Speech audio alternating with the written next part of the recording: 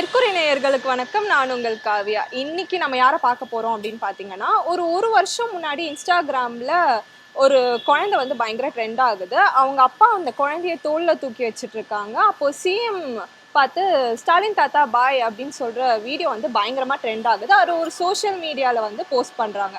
கொஞ்ச நாள்லயே அதே சோஷியல் மீடியால அந்த குழந்தைய பத்தின ஒரு டாக்குமெண்ட்ரி போஸ்ட் ஆகுது. அந்த டாக்குமெண்ட்ரியை சிஎம் பார்த்து அவங்களுக்கு அந்த குழந்தைக்கு ஒரு இலவச மருத்துவமும், அதுக்கப்புறம் அவங்களுக்கு ஒரு சொந்த வீடும், அப்புறம் வந்துக்கிட்டு அவங்க வாடகை ஆட்டோ வச்சிருக்காங்க. அதுக்கு அவங்க ஓன் ஆட்டோவும் கவர்மெண்ட் இவ்வளோ ஹெல்ப் பண்ணுது. எதனால அந்த டாக்குமெண்ட்ரியை பார்த்து சிஎம் இவ்வளோ பண்ணணும், அந்த குழந்தைக்கு என்ன ஆச்சு அப்படின்றதான் நம்ம இதில் பார்க்க போகிறோம்.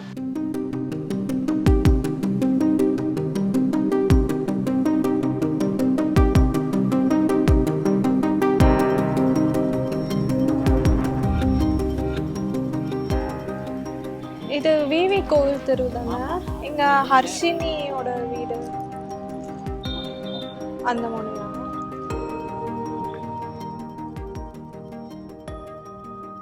வணக்கம் வணக்கம், எப்படி இருக்கீங்க?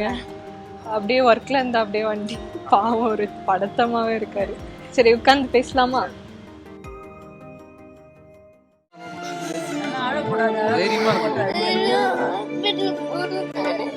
ஸ்டாலின் தாத்தாவே அவனோட வீடியோ பார்த்துட்டாரு. நீ கேட்டேன்னா ஸ்டாலின் தாத்தா எதுவும் செய்ய மாட்டாரு அவனுக்கு. குணப்பட்ட முடியுமா?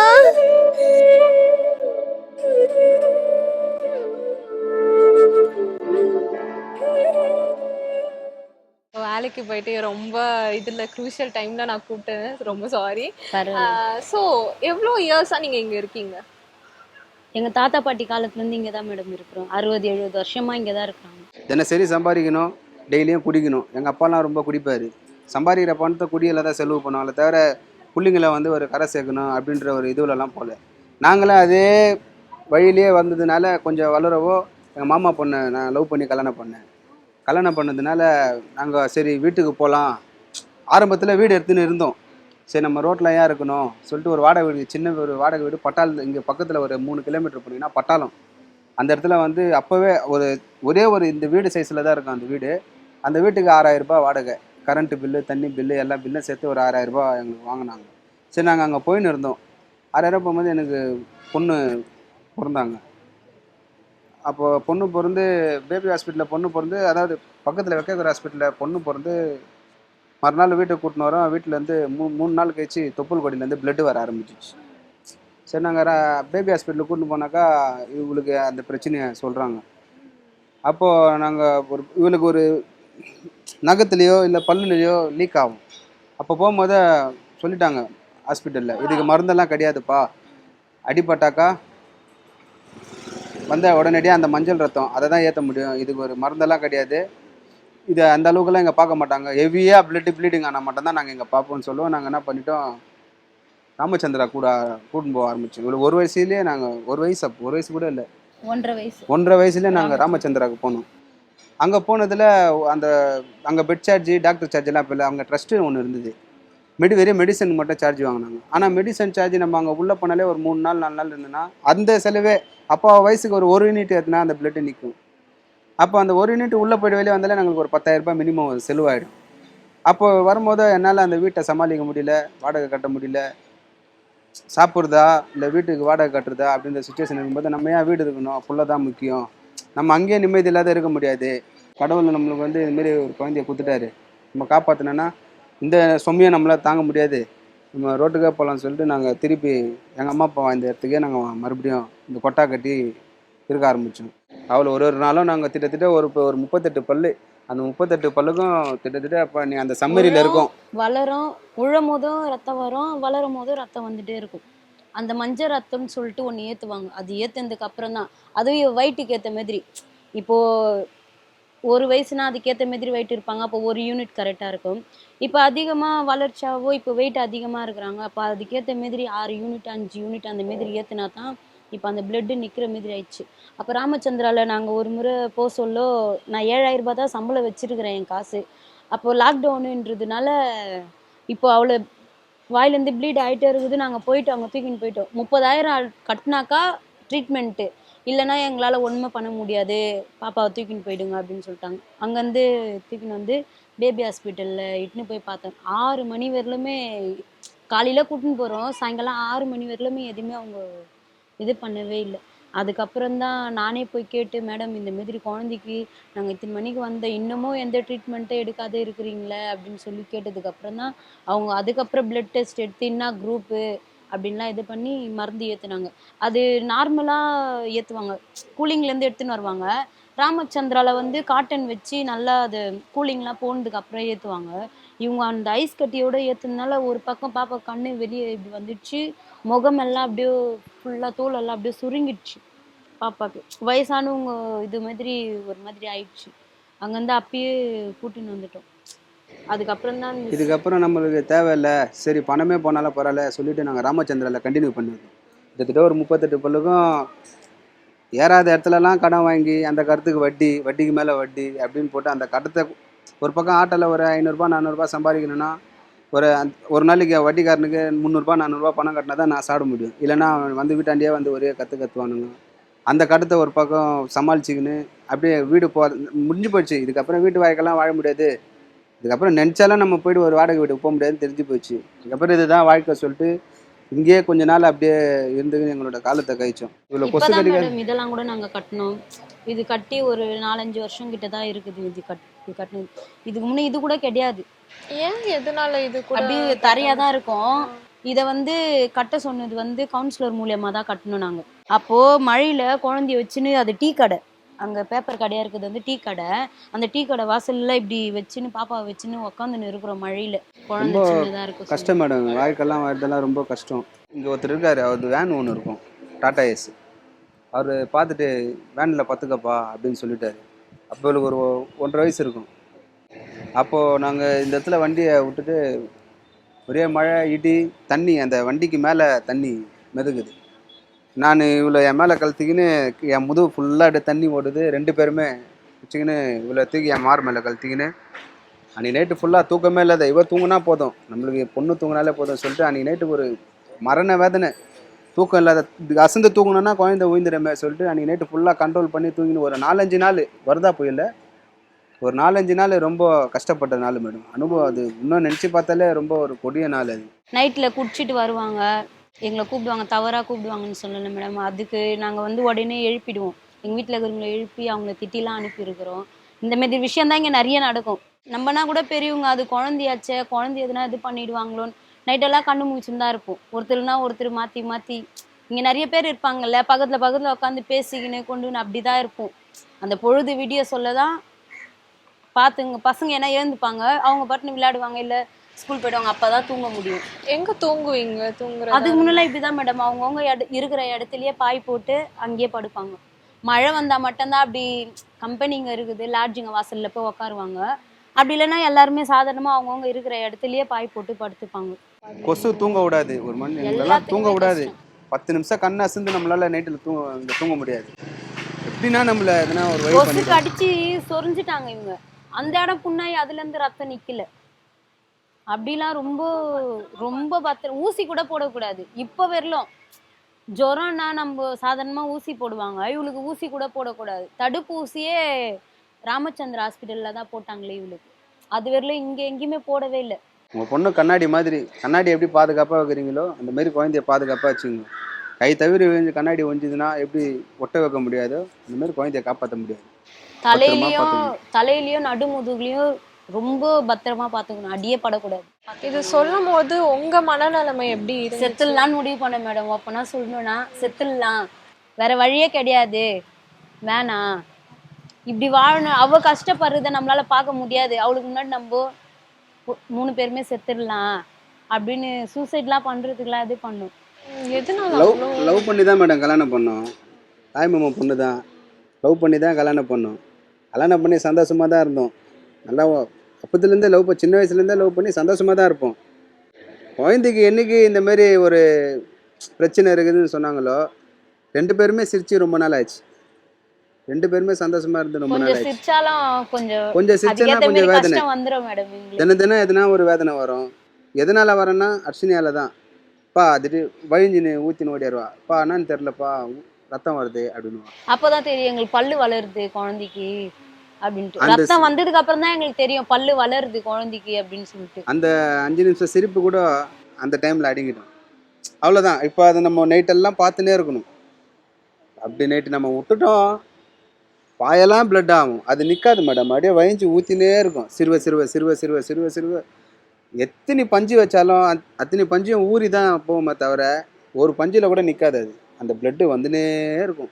நேற்று கூட கடவாப்பல்ல ப்ளீடிங் ஆச்சு. 6 வயசு வரல ஸ்கூல்லேயே சேர்க்கல. ஏன்னா ஸ்கூலில் போயிட்டு பசங்க இருந்தால் தள்ளி விட்டாங்கன்னா கீழே, அதுங்களும் குழந்தைங்க, நம்ம அவங்கள போய் என்ன கேட்க முடியும் அப்படின்னு சொல்லிட்டு ஸ்கூலுக்கு அனுப்பாமல் இருந்தேன். மறுபடியும் டாக்டர் கிட்ட போய் கேட்டு, மேடம் பாப்பாவை ஸ்கூல்லலாம் சேர்க்கலாமா அப்படின்னு சொல்லிட்டு கேட்டோம். அவங்க சேர்த்துக்கினாங்கன்னா நீங்கள் கண்டிப்பாக சேர்த்து விடுங்க, படிப்பு ரொம்ப முக்கியம் குழந்தைக்கு அப்படின்னு சொல்லிட்டு. அதெல்லாம் ஒன்றும் இல்லை, நீங்கள் தைரியமாக அனுப்புங்க அப்படின்னு சொல்லிட்டு. ஆனால் ஸ்கூலில் சேர்க்கும் போதே அவங்களுக்கு வந்து லெட்ரு வாங்கினாங்க.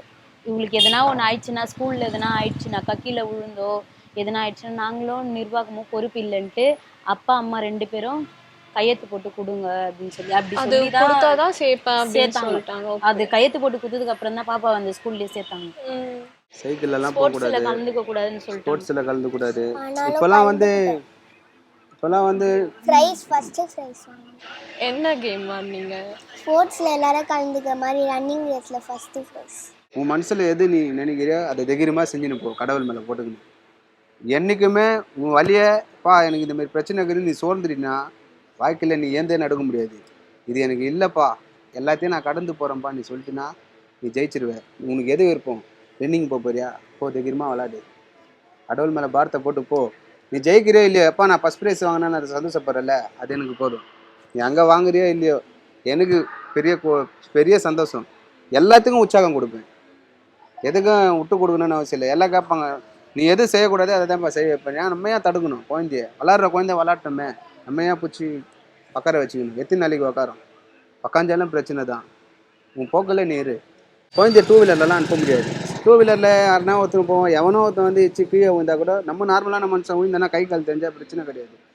இவ்வளோ விழுந்துட்டாருன்னா ஒன்ஸு இவளுக்கு எங்கே பிளட்டு ஸ்டாப் பண்ணுன்னு டாக்டரே ஒரு வழி ஆகிடுவாங்க. இங்கே பிடிச்சா இங்கே வரும், அங்கே பிடிச்சா அங்கே வரும், ஊசி போடுற இடத்துலலாம் ஊற்றினே இருக்கும். எல்லாத்தையும் உடம்பு ஃபுல்லாக பிடிச்சி நிற்கணும். பிளட் அங்கங்கே லீக் ஆகும். ஒரு வேட்டர் கேனில் ஓட்டப்பட்டால் எப்படி பிளட் லீக் ஆகுதோ அந்த மாதிரி லீக் ஆகினே இருக்கும். இந்தியாவில் அவ்வளோ பெரிய ஸ்பெஷலிஸ்ட் டாக்டர்லேருந்து எல்லாமே வந்து பார்க்குறாங்க. அவங்களே இதுக்கு மருந்தெல்லாம் இல்லைப்பா, ஒன்ஸு அந்த டைமில் பிளட்டை நிப்பாட்டுறதுக்கு ஒரு மருந்து, அதை தான் நாங்கள் ஏற்றுவோம். இதுக்கு உண்டான மருந்தெல்லாம் இங்கே கிடையாது, எல்லாம் வெளிநாட்டில் இருக்குது. அதை நீங்கள் போனோம்னா கோடி கணக்கில் நீங்கள் பணம் செலவு பண்ணணும் அப்படின்னு சொல்லுவோம். நாங்கள் என்ன பண்ண முடியும்? நாங்கள் இருக்கிறதே பிளாட்ஃபார்மு, என்னட்டு போய் கோடியில் ஊட்டினா நாங்கள் என்ன பண்ண முடியும்? இதெல்லாம் நினச்சி பார்க்க முடியாத ஒரு வழி இருந்ததுனால தான் எது சாப்பிட்றதா இருந்தாலும் இப்போல்லாம். ஃபஸ்ட்டு நாங்கள் இருந்தோம், சாப்பாடெல்லாம் ஆக்கி சாப்பிட முடியாது, கடையில் எது கஷ்டம் மேடம், சாப்பாடுலாம் செய்யக்கூடாது. ஏன்னா இங்கே சாப்பாடு செஞ்ச உடனே நம்ம செய்யறத அவங்க வந்து உள்ளேருந்து வந்து என்ன செய்கிறீங்க, நாற்று அடிக்குது உள்ளே வெளில வருதுன்னு கேட்பாங்க. மனசாட்சி இல்லாத கேட்பாங்க. நாங்கள் சாப்பாடு செய்யறது அவங்களுக்கு நாற்று அடிக்குதுன்னு சொல்லிட்டு மனசாட்சி இல்லாத வெளியே வந்து போலீஸ்க்கு போய் ஃபோன் பண்ணிடுவாங்க. அவங்க வந்து இருக்கிறதே ரோடு இங்க இஷ்யூவா இருக்கு.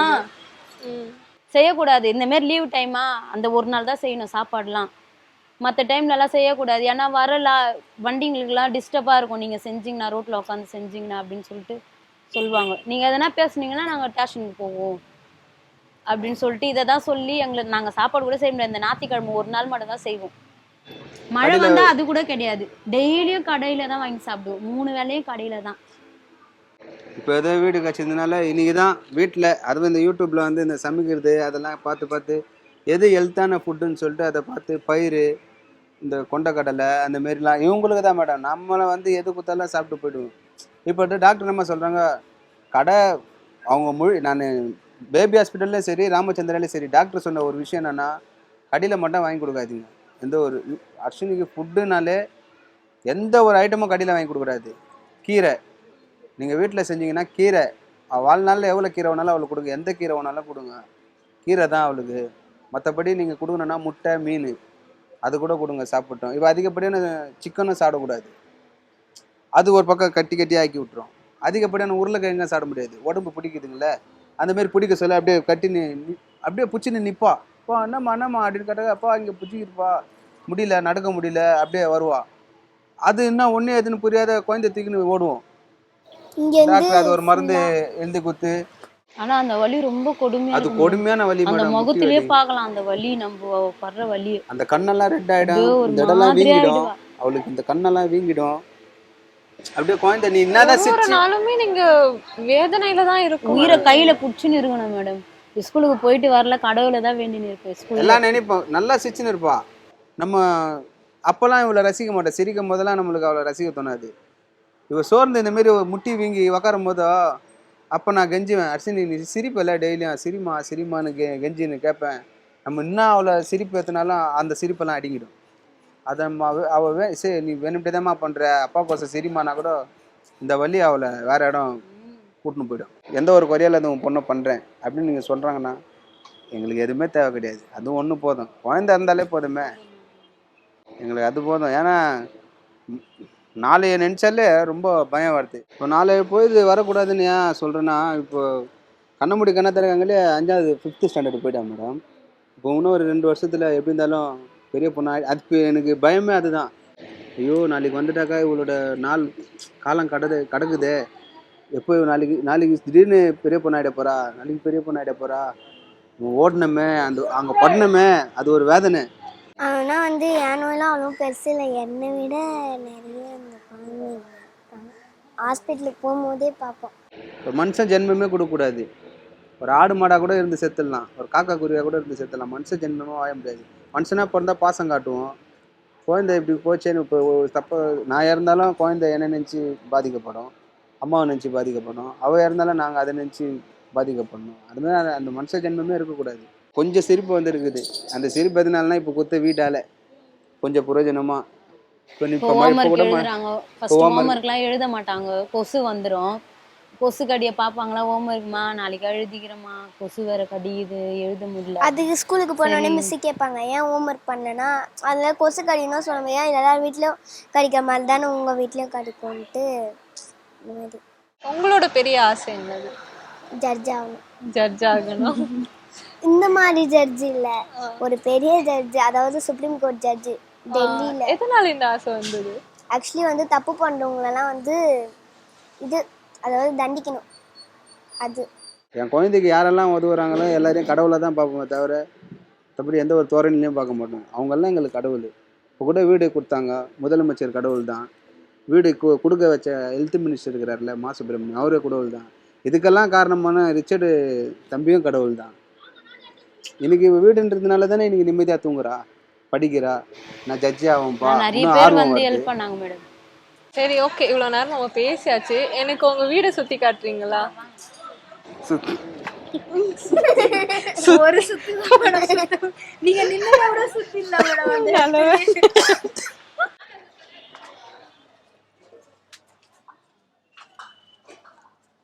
ஓகே, இதுதான் உங்க வீடு. ஓகே, எங்க தூங்குவீங்க? இங்கே தான் மேடம் படுத்துப்போம், 3 பேரும் இங்கே தான் படுத்துப்போம். அவங்க அப்பா அடி படுத்துப்பாரு, பாப்பா இங்கே படுப்பாங்க, நான் இங்கே படுத்துப்பேன்.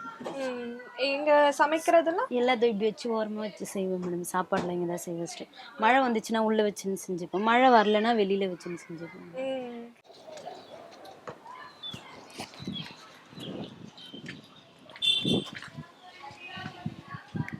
இந்த இது இப்படி வச்சுடுவோம் மேடம். நாங்கள் இந்த பலகை வந்து இப்படி வந்துடும், இப்படி வச்சுடுவோம் கிராஸில்.